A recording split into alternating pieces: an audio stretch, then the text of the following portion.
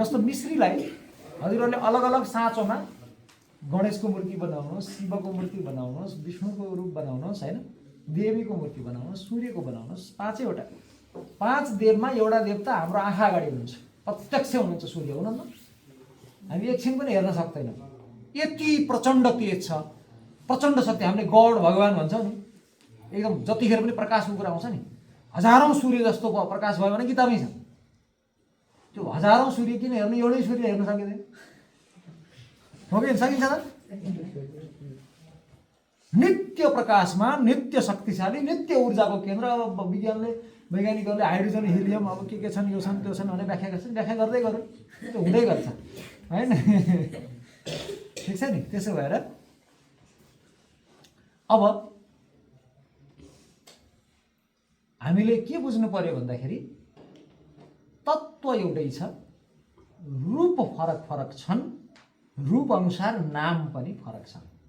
2टा हात भएकालाई द्विभुज, 4वटा हात भएकालाई चतुर्भुज भनियो, तर तत्त्व चाहिँ एउटै छ। एउटै मिश्रीलाई अलग अलग ढाँचामा राखिदिने हो भने हेर्दाखेरि ती सबै कोही कृष्ण जस्तै, कोही राम जस्तै, कोही शिव जस्तै बन्छ त्यही मिश्री, तर त्यो जताबाट खाँदाखेरि पनि, चाख्दाखेरि पनि गुलियो बाहेक, मिश्री बाहेक अर्को केही पनि छैन। त्यही मिश्रीकै बाँसुरी छ, मिश्रीकै चक्र छ, मिश्रीकै त्रिशूल छ, सबै थोक मिश्री नै मिश्री छ। त्यसलाई तत्त्व ज्ञान भन्छन्, तत्त्व। त्यही भएर ईश्वर एउटै हो। ऋग्वेदको एउटा वाक्य भन्दैछु मैले, एकम सद, ल भन्नुहोस्, सत्य एउटै छ, विप्रा ज्ञानीहरूले बहुधा वदन्ति, फरक फरक प्रकारले व्याख्या गर्छन्। एउटै सत्यलाई पनि फरक फरक व्यक्तिहरूले फरक फरक तरिकाले व्याख्या गर्छन् भनेर ऋग्वेदमै भनेको छ। भागवत, अहिले त्यहाँ भागवत पुराण चलेको छ यज्ञोदयमा, त्यहाँ भागवतबाट श्लोक सुन्नुहोस्। यदि यद्धियात उर्गाय विभावयन्ति तत्तद्वपुः प्रणयसे सदनुग्रहाय। भक्तहरूले जुन जुन रूपमा भगवानलाई देख्न चाहन्छन्, हामी भक्त बन्न सक्नु पर्यो, भगवानले पनि त्यही रूपमा भक्तलाई दर्शन दिनुहुन्छ भन्यो। बुझ्यो कुरो? सनातन हिन्दू वैदिक धर्मले एउटै ईश्वर मान्दो रहेछ, तर त्यो ईश्वर कस्तो मान्दो रहेछ? अनन्त रूप लिन सक्ने। फेरि यसको गणित फरक छ। यसको गणित हो पूर्णमदः पूर्णमिदं पूर्णात् पूर्णमुदच्यते पूर्णस्य पूर्णमादाय पूर्णमेवावशिष्यते। त्यो पूर्ण छ, पूर्णबाट पूर्ण नै निकालिदिनुहोस् फेरि पनि पूर्ण नै बच्छ। पूर्णमा पूर्ण जोड्नुहोस् पूर्ण, पूर्णबाट पूर्ण घटाइदिनुहोस् पूर्ण, पूर्णलाई पूर्णले भाग गरिदिनुहोस् पूर्ण, जस्तो शून्य। शून्यलाई अब एकछिन खेलो गरौँ, शून्यलाई शून्यले गुणा गर्नुहोस्, शून्यमा शून्य जोड्नुहोस्, शून्यमा शून्य घटाउनुहोस्, शून्यलाई शून्यले भाग गर्नुहोस्, जतिखेर पनि शून्य मात्रै आउँछ।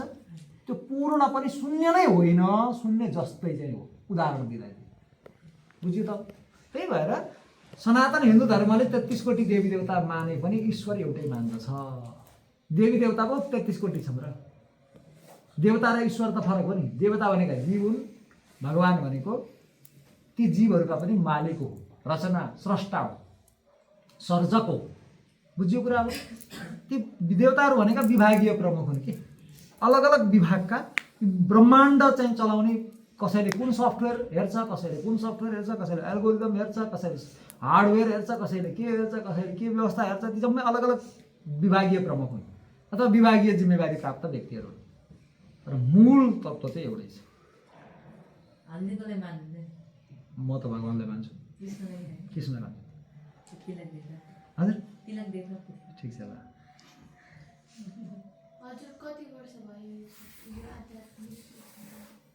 म चाहिँ 8 कक्षामा पढ्दादेखि लागेको हो। सुरुमा अलिक नबुझी लागेको थिएँ होइन, अलि गहिरो लागेको चाहिँ आइएससी पढेपछि हो, भनेको 12 पढेपछि भनौँ। त्यसपछि अहिले चाहिँ मेरो त्यसरी हेर्दाखेरि चाहिँ धेरै वर्ष भयो, यो बाटोमा लागेको 20-25 वर्ष भइसक्यो।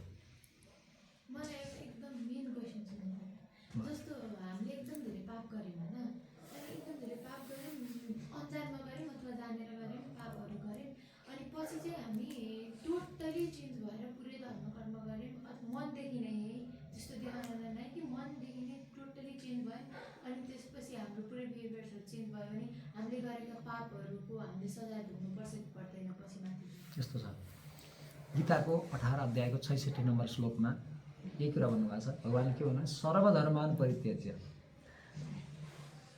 मामेकम शरणं व्रज, सब धर्मलाई त्याग गर र म एकको शरणमा आऊ। अब कर्तव्य धर्म, परोपकार धर्म, के धर्म छन् नि, अब ती सबै धर्म छोडिदिने, एक भगवानको शरणमा जाने है। अनि म तिमीलाई सबै अहम त्वा सर्व पापेभ्यो, म तिमीलाई सबै पापहरूबाट मोक्ष इस्यामी, मुक्त गरिदिनेछु। मा शुचः, शोक नगर। हजुरले जे भन्नुभयो त्यो कुरा भगवान कृष्णले भन्नुभएछ गीतामै। कति नम्बरमा? 18 अध्यायको 66 श्लोकमा, 66औं श्लोकमा। अब हजुरले भनेको कुराको चाहिँ एउटा महत्त्वपूर्ण कुरा के छ भने उसले पहिले गरेको गल्ती अब उसले भोग्न पर्ने कि नपर्ने। अर्को जन्म लिन पर्यो भने भोग्नुपर्छ, अर्को जन्म लिन परेन भने भोग्नु पर्दैन। यो जन्मको त फिक्स छ पहिले नै। यो जन्मका लागि हाम्रा कर्मका 3टा स्वरूप हुन्छन्। एउटा प्रारब्ध कर्म, सञ्चित कर्म, क्रियमाण कर्म हुन्छ। प्रारब्ध भनेको चाहिँ सुरु भएको कर्म, भोग्न सुरु भएको कर्मलाई के भनिन्छ? प्रारब्ध कर्म।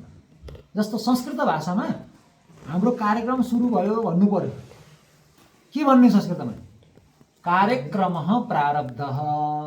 सभा सुरु भयो भन्नु पर्यो भने सभा प्रारब्धा। शिविर सुरु भयो भन्नु पर्यो भने शिविरम प्रारब्धम भन्नु पर्यो। भनेको अर्थ के भयो? शिविर सुरु भयो प्रारब्धम, कार्यक्रम सुरु भयो प्रारब्धः, सभा सुरु भयो प्रारब्धा। प्रारब्धम, प्रारब्धः, प्रारब्धा भन्ने के हो भने त्यसको 3टैको अर्थ हो सुरु भयो। बुझ्नुभयो त? अब कर्म 3 प्रकारका, प्रारब्ध कर्म, सञ्चित कर्म र क्रियमाण कर्म। प्रारब्ध कर्म भनेको के रहेछ? जसलाई भोग्न सुरु गरिसकियो। अब प्रारब्ध भन्ने बुझियो नि हैन? जसलाई भोग्न सुरु गरिसकियो। अब सञ्चित कर्म, सञ्चित भनेको सञ्चय गरेर राखेको, भोग्न सुरु भएको छैन, गरिसकियो हैन, ब्याङ्कबाट ऋण लिइसकियो, अब त्यो त नतिरिकन सुख त पाइएन। तर कहिलेसम्म हो त? धितो राखेको छ भने पछि तिरेनौँ भने त्यही जग्गा बेचेर हैन, सुन बेचेर उसले प्रयोग गर्छ। त्यही भएर त्यो सञ्चित पनि भोग्नु पर्यो।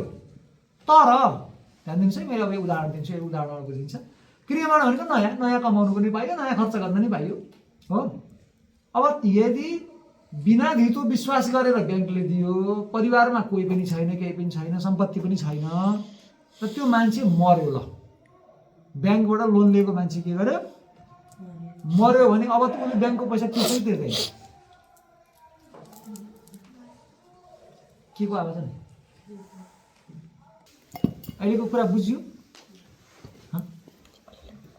कहाँ पुगेका थियौँ हामी? पर्सै पर्दैन भनेर सोध्यो भने उत्तर दिनु पर्दैन त? मान्छे मर्यो, अब ब्याङ्कमा लोन छ, कोही पनि छैन, केही पनि छैन, अब त्यो मान्छेले ब्याङ्कको लोन तिर्नुपर्छ त? पर्दैन नि। अब मरिसक्यो त, भ्याइयो त, नियमले त तिर्न पर्ने हो के अरे। त मान्छे मर्यो, केही पनि छैन, कोही पनि छैन, केही पनि छैन भनेपछि कसरी तिर्नु त? सम्भवै छैन। त्यसै गरी जीवन मुक्त भयो भने पहिले नै त्यो कर्म फल, सञ्चित कर्मको फल भोग्ने अर्को जन्ममा मात्रै, यो जन्ममा भोग्नु पर्दैन। प्रारब्ध कर्म चाहिँ यो बाँचुन्जेल उसले भोग्नुपर्छ। सञ्चित कर्म चाहिँ अर्को जन्म लियो भने मात्रै भोग्ने हो, अर्को जन्म लिएन भने जीवन मुक्त भयो, अहिले नै मुक्त भयो, इन्लाइटेन्ड भएर बुद्ध जस्तै भयो भने ऊ अर्को जन्म नलिने अवस्थामा पुग्छ। अर्को जन्म लिएन भने गरेको कर्मको फल पनि त्यो बेलामा भोग्नु पर्दैन। बुझ्नुभयो त? त्यही भएर गीतामा अर्को पनि भन्नुभएको छ भगवान्ले 10-9 अध्यायमा। सुन्नुहोस् के भन्नुभयो, ठ्याक्कै जे भन्नुभयो त्यही छ त्यहाँ। जे भन्नुभयो त्यही कुराको उत्तर छ। अपि चेत सुदुराचारो, अपि यदि, चेत भनेको अपिचेत भनेको अत्यन्तै त्यो छ भने पनि कस्तो त भन्दा सुदुराचार, दुराचारी मात्रै होइन, अति दुराचारी के। दुराचारी भनेको त पाप गर्ने व्यक्ति भन्ने बुझ्नुभयो, दुराचार गर्ने। सुदुराचारी भनेको त त्यो दुराचारीहरू मध्ये पनि राजा के, तिनीहरूको पनि राजा सुदुराचारी छ। सुदुराचारी नै किन नहोस्, अपिचेत सुदुराचारो भजते माम अनन्य भाव, यदि अनन्य भावले मेरो भजन गर्छ भने पूर्ण रूपमा भगवानको चाहिँ मार्गमा लागेर पुरै अर्कै भइसकेको छ भने, पहिले त्यस्तो थियो तर अब यस्तो भएको छ भने साधुरेव स मन्तव्यः सह साधु मन्तव्यः, ऊ चाहिँ साधु मानिनुपर्छ, ऊ साधु हो किनकि सम्यक व्यवसितो हिसः, उसले सही निश्चय गरिसक्यो, अब छोडिसक्यो नि त सबै काम।